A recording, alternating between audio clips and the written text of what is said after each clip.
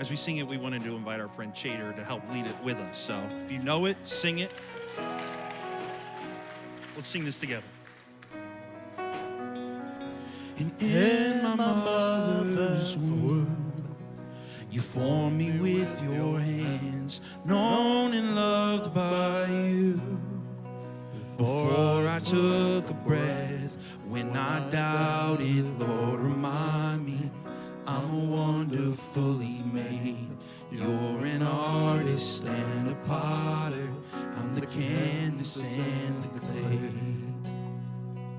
You make all things work together for my future and for my good. You make all things work together for your glory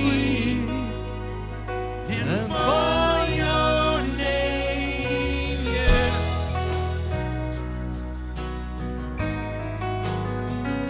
And there's a healing light just beyond the clouds. Though I walk through fire, I see clearly now. I know nothing has been wasted, no failure or mistake. You're an artist and a potter, I'm the canvas and the clay. You make all things work together for my future and for my good. You make all things work together for your glory and for your name.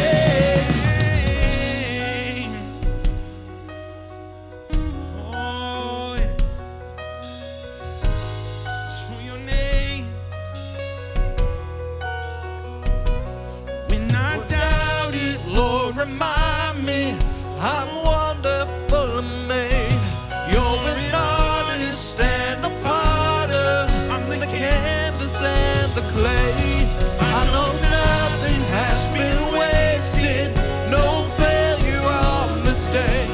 You're an artist and a potter, I'm the canvas and the clay. You make all things work together for my future and for my good. You make all things work together for your glory and for your name. When I doubt it, Lord, remind me I'm wonderfully made. You're an artist and a potter, I'm the canvas and the clay. I know nothing has been wasted, no failure or mistake. You're an artist and a potter, I'm the canvas and the clay. You're an artist and a potter, I'm the canvas and the clay. You're an artist and a potter, I'm the canvas and the clay.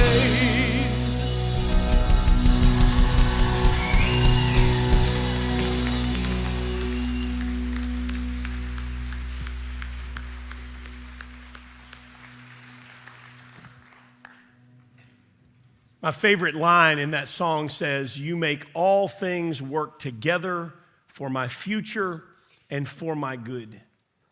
Do you know where that comes from?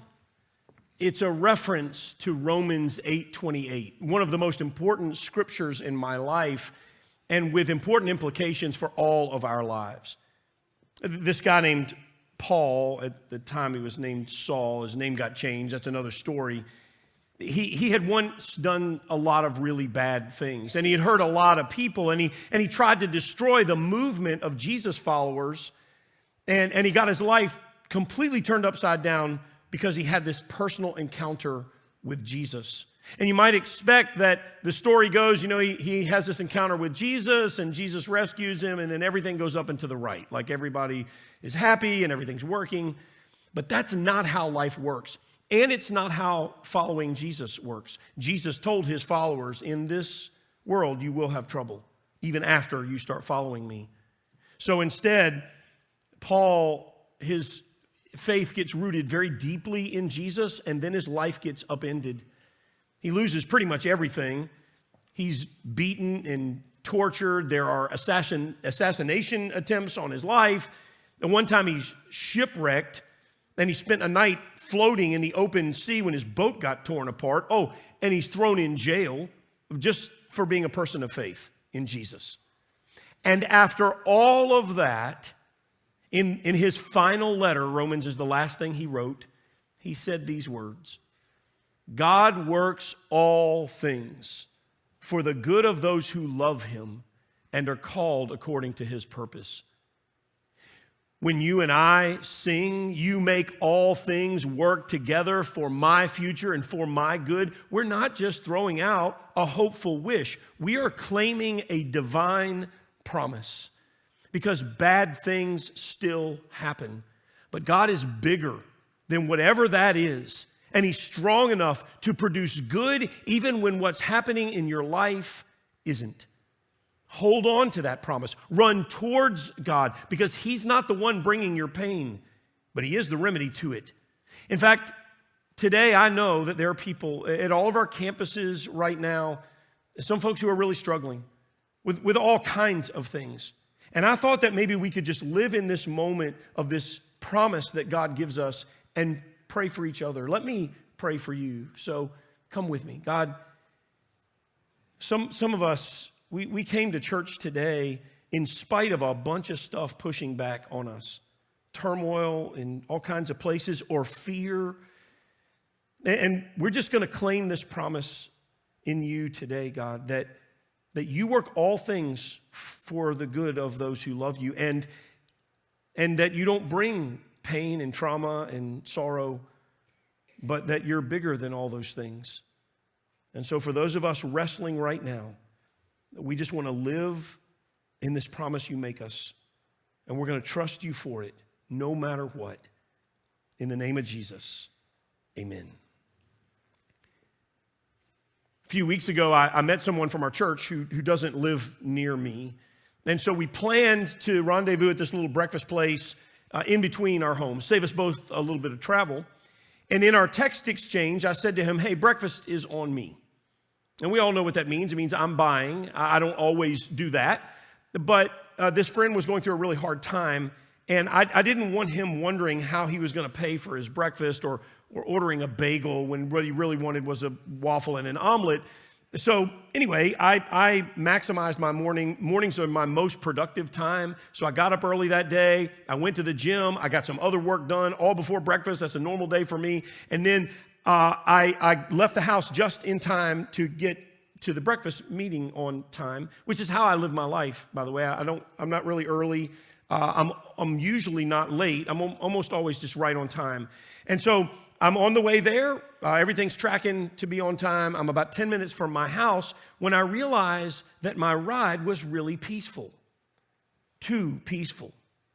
No alerts, no alarms, no notifications of any kind. Of course, I had left my phone at home. And some of you are thinking, well, thank God, Brian, we all could use a little less technology in our lives. And I agree. Normally, I would agree. And if it had just been my phone, I would have probably just kept driving. But you see, attached to my phone is this little sticky thing on the back. And I carry 3 things with me in my phone. One of them is my driver's license, and I probably would have just risked it if it had just been that. But then, of course, then you have your payment vehicle. And inside of this protective case, I always keep some emergency cash. Let me translate that for you. I can't pay for breakfast if I don't have it with me. And so, you ever been to one of those, like, where you just meet a friend or whatever, and like halfway through the meal, you got to say something like, hey man, I'm sorry, I forgot my wallet. Can you like pick up the tab? And he's wondering like, did you do this on purpose? Is it whatever? I couldn't do that. I couldn't do that this time because the guy I was meeting was down and out. And so I turned around, I raced back home, grabbed the phone, called him on the way the second time, and walked in an embarrassing 20 minutes late. There are just some things that you just never leave home without. Our phone, the keys, a card, your license. Some of you never leave home without a comb or a brush. I should be so lucky. Sunglasses, makeup, whatever it is, there are some things that we consider necessities. And we think, I can't function without this, therefore I won't leave home without this. I would make the case that the same thing is true with some less tangible components of our lives. And I can think of several that I would say I have to carry this with me when I leave my home every day. And in this series, we're just going to look at two of them. We could have done 10, but we're just going to look at two features of your life, two essential mindset ideas that determine the way that you see the world and affect the way that you carry yourself and the way that you treat other people. They're as critical as your phone and your keys, and you should never leave home without these. The first one, and we're going to spend the rest of our time today on this, it requires a bit of a setup, so stay with me. We'll go on a little journey before we get there. Peter, who you might have heard of, he's one of Jesus' closest followers, and Peter's a major figure in the early church. Now, if you're a student of the Bible, if you go to the book of Acts, which tells the story of how the early church happened after Jesus was resurrected, Peter is like the central character until chapter 11 or 12. And then the central character becomes Paul, who I mentioned earlier. Starts out as Saul, then he becomes Paul. But Peter is significant, and it's hard to overstate his importance. After Jesus is resurrected, Peter moves from this impulsive, talk before you think kind of guy and becomes a highly effective, potent leader, helping people all over know Jesus and then know what it means to follow Jesus. So he writes a couple of letters, at least, and in one of them, he's talking to people who used to live one way before they were believers of Jesus, before they were followers of Jesus, but now they've put their trust in Jesus. They've given their lives to Jesus. They claim to follow the way of Jesus. And Peter says to those people, therefore, and the therefore means all that stuff I just said, because you gave your life to Jesus, because you trust in Jesus, because you're following or trying to follow the way of Jesus, therefore, rid yourselves of all malice and all deceit, hypocrisy, envy, and slander of every kind. Like newborn babies, crave spiritual milk, so that by it you may grow up in your salvation, now that you have tasted that the Lord is good. This word rid right here, it literally means to strip off, like you would tear off some clothes that got really dirty. It's a reference to you can't go out like that. You ever have this conversation at home? I know I do. Susan's like, for a long time it was like, you're not going to wear that, are you? Now she doesn't even say it. She just looks at me and goes, I'd turn around, go back in the closet, get something else. You have to shed it, get rid of it. He's saying, listen, you used to have some of these components as a part of how you interacted with other people, but you can't now. Because, that's the therefore, because of what Jesus did for you, because you pledged your life to him, you got to strip off malice. That's the hope that something ill happens to someone else. You got to strip off deceit.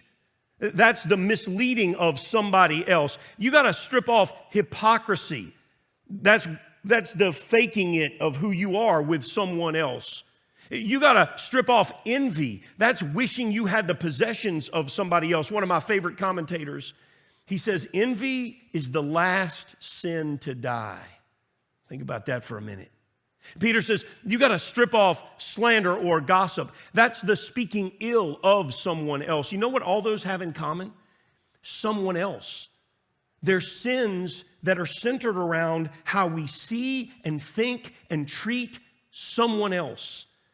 And Peter says, listen, now that you've tasted that the Lord is good, in other words, you know that Jesus didn't do any of these things. You know that God doesn't have any of these characteristics, so neither should you.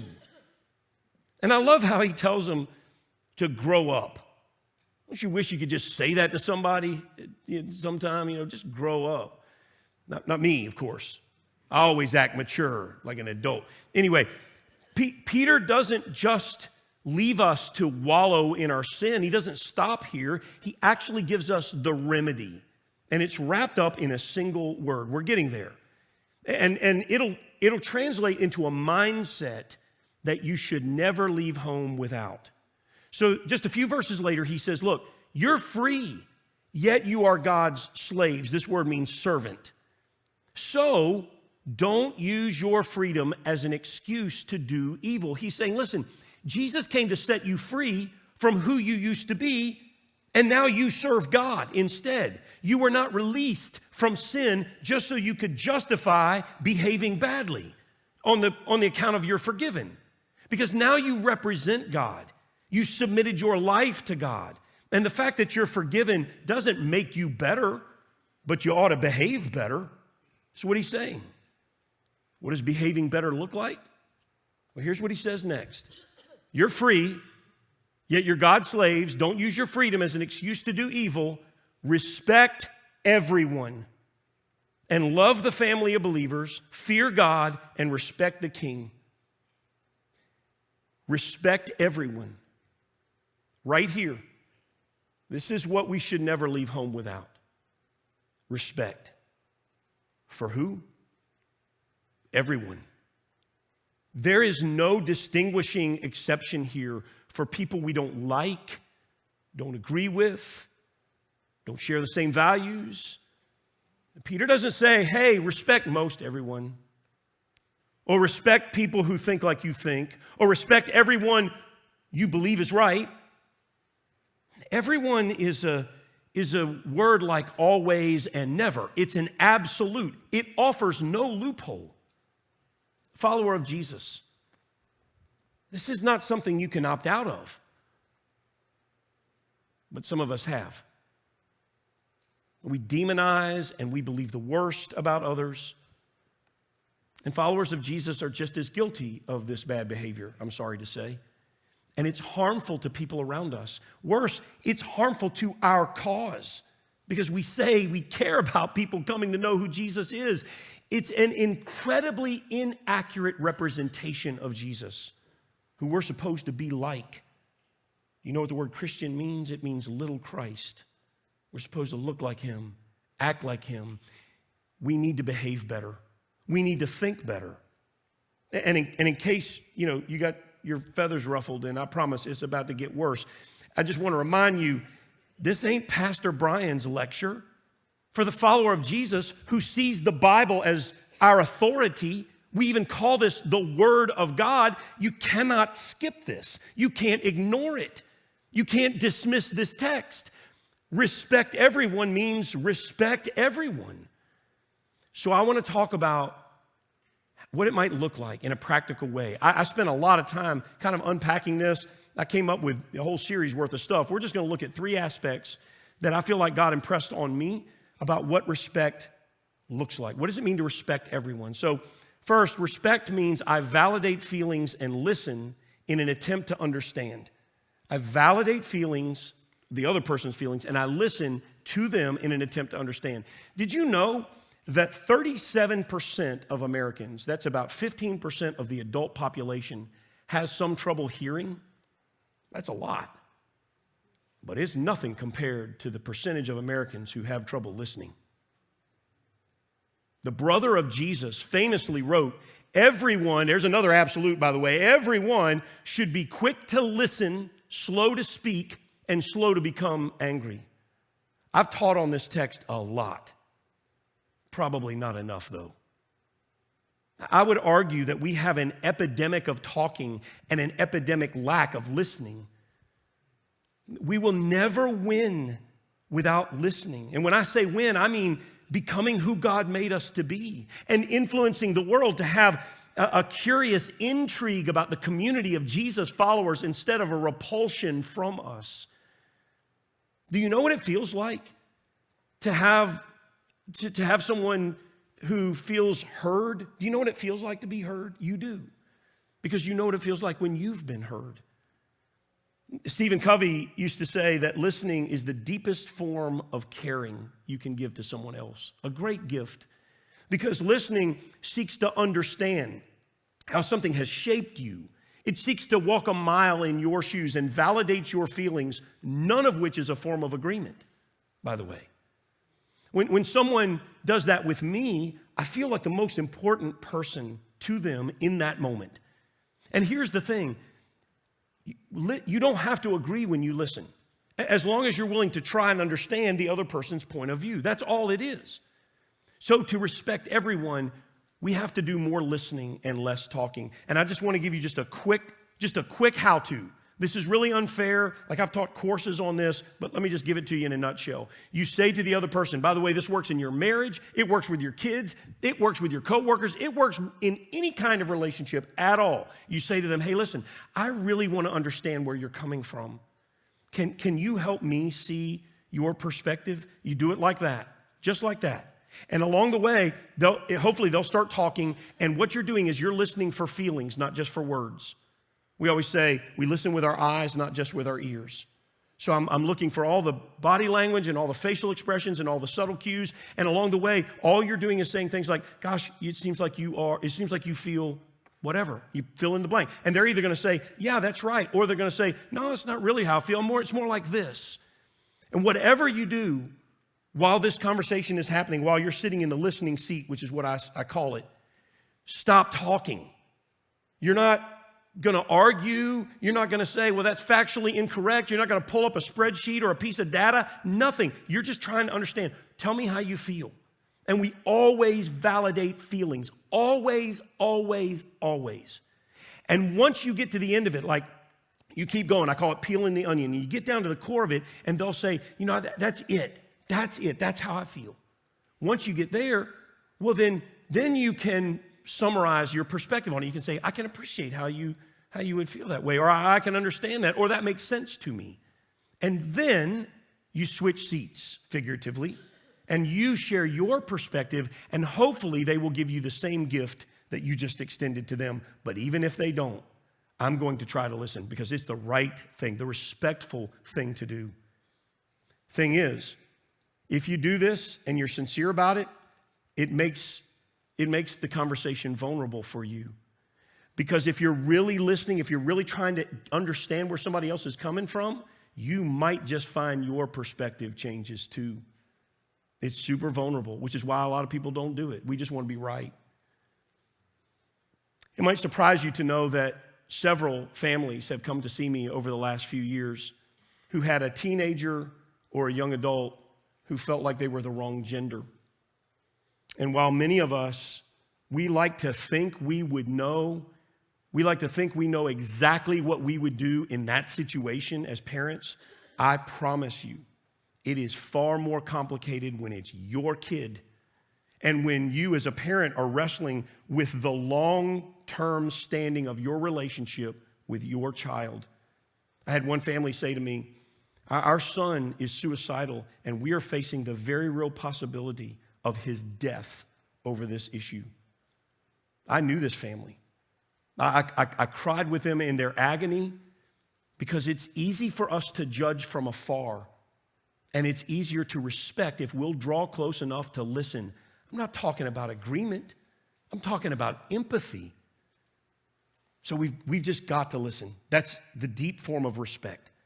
Secondly, respect means the recognition that I might be wrong.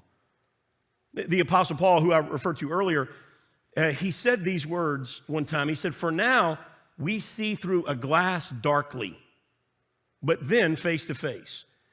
Now I know in part, then shall I know even as also I am known. I know this is a little clunky the way it's written. It's the King James Version, and I shared it. I don't usually use it, but I shared it because I love this. I love the wording of this first part. For now we see through a glass darkly. Let me summarize. What he's saying is, in this life, we get a fuzzy picture. Like, we don't have clarity. It's like a dark glass. Our view is somewhat obstructed. Then, now we know in part, then we shall know. So it will have absolute clarity. Then face to face. When we get on the other side of heaven, you're going to get to have all of your questions answered. And like, it'll all be crystal clear. But right now, the best we have is like looking through a glass darkly. You do know that you're not right about everything, right? If you don't, maybe humility is the thing you need to never leave home without. Respect is the ability to hold my worldview loosely enough to be convicted and yet humble at the same time. I'm a passionate person, but I'm also aware, I am keenly aware that I might be wrong about just about anything. As long as I'm right about Jesus, I'm going to be okay. Susan and I are having a fight. And I just need to tell you about it. We've been having it for a while now. We had it in our old house. We just moved. We're having it in our new house. It's really hard. It's really rough. See, every morning I make bacon, eggs, and toast every day. And every morning I have to haul the toaster out of the cabinet, place it on the counter. I know it's terrible, isn't it? And plug it in. And I say to her, Susan, this is insanity. This is ridiculous. I use this toaster every day. Why do we have to keep putting it back in the cabinet? At our old house, she had a good excuse. She said, we just don't have enough counter space. I kind of bought that. At our new house, there's plenty of counter space. But the problem persists. And I've tried to listen. I mean, I really have. I try to empathize, tell me where you're coming from, understand her feelings. Do we not want people to know we eat toast? Are we ashamed of our yeast-infected, wheat-filled lives? I don't know. I just don't get it. And it's a bit of a stalemate because I pull the toaster out every day and I leave it on the counter. And she puts the toaster up every day and leaves it in the cabinet. Every day I get it out, every day she puts it back, and I don't know who's going to win. It's a game of blink, I guess. Is it possible that neither is right and neither is wrong? Now, I wouldn't make that argument for every situation in life. Of course I wouldn't. I'm simply saying that don't we sometimes draw hard lines when we ought to be drawing soft ones? We live with this mindset too many times that there's only one way to do it when maybe there are other ways that are just as valid. The humility to know that I might be wrong, that's a key component of respect. Because God's not just speaking to me, He's speaking to you too. And I ought to pay attention to that. One last piece of this. Respect means that person, whoever just came to your mind and whoever else comes to your mind later and anybody else that ever comes to your mind, that person is a unique, invaluable creation of God. In fact, can I just ask you at every one of our campuses, online, wherever you are right now, would you just say this out loud with me? Respect means that person is a unique, invaluable creation of God. In the Bible, respect and honor are almost always the same word, and it's rooted in the reality that I am speaking to someone special, no matter who it is. I think about it like this. Regardless of how you feel about the British royal family, if Kate Middleton walked in the room where you are right now, there would be all these hushed whispers, staring, a lot of picture taking. My message would basically be over because no one would be listening because somebody from the king's family would be in the house. Someone with direct access to the king would be in the house. Someone with influence with the king would be in the house. So no one would be looking here. It would be looking like holding your camera up. Get a selfie, she's right there. One person might be listening, some really godly person might be listening to me. And they would elbow the person next to us, hey, listen, Brian's made a good point right there. And the response would be, who cares? Who cares? The Princess of Wales is right there. She's right there. Respect is the understanding, Not just that those of your tribe are unique and valuable creations of God, but those who disagree with you, oppose you, see and think and believe differently than you, they are also unique, invaluable creations of God. Respect is the decision that I make to align my viewpoint with the belief that I claim that every person is family with the King. Every person has access to the King. Every person has influence with the King. So, this is really going to make some folks mad. When I call someone names, that's disrespect. It's dishonor. And when I fly profanity-laced banners with anyone's name on them, that's also disrespect, and it's dishonor. I can disagree all I want, and I can show respect in my disagreement. Follower of Jesus, look, I know there are people at our church every week who are exploring. You're checking out Jesus. You're not sure who he is yet or what you believe. That's cool. We built this place for you. We're glad we're here. But I just want to talk to the other folks for a second. Follower of Jesus, don't you want to reflect well on Jesus? Then respect everyone. See everyone as a unique, invaluable creation of God himself. Let me kind of wrap it up like this. Maybe this will help. I'm not much of an art person.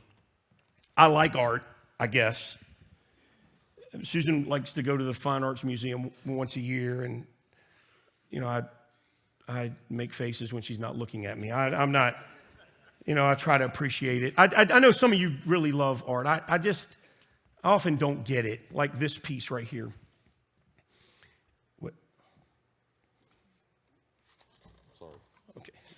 This is a Kandinsky, and most of his paintings are like this. Lots of color and lots of random shapes, and I guess we see different things. Like I think I see a parrot riding a bike, and probably the face of Jesus, because, you know, we have to see the face of Jesus. Anyway, I know there's some folks who really get this art. I don't. I mean, no disrespect. I don't see what's so amazing about this painting. By the way, this is a print, but the original sold last year for $43 million.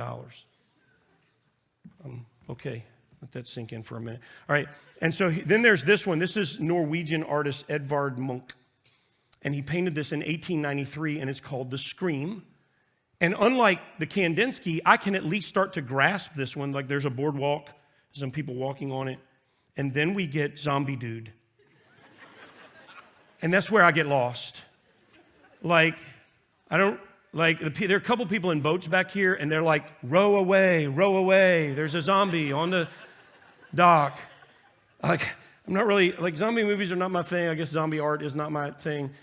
This painting sold in 2012 for $120 million. I'd take it off their hands and put it in my bathroom. Okay. This is a Van Gogh. I heard of Van Gogh. I feel pretty good about that. And I can understand this art. Even the name. I can grasp what he's trying to do. This artwork, this piece is called Art Vase. Yeah, I understand it now.